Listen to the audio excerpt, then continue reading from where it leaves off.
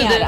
அத்தையா பாக்குறீங்களா எப்படிப்பா? எப்ப இல்லை ஃபர்ஸ்ட் டைம் தான் பார்க்குறேன். ரொம்ப க்யூட்டாக எக்ஸ்பிரஷன்லாம் பண்ணிட்டு இருந்தாங்க. நான் அவங்க அளவுக்கு ஆடுவேன்னு தெரியல. சரி try my level best.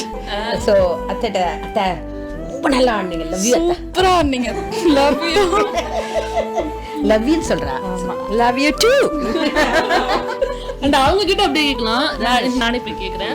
So அம்மா ஆடுறத பார்க்கறதுக்கு எப்படி இருந்தது? செம்மையா இருந்தது. சரியா இருந்ததுல வெரி ஹாப்பி.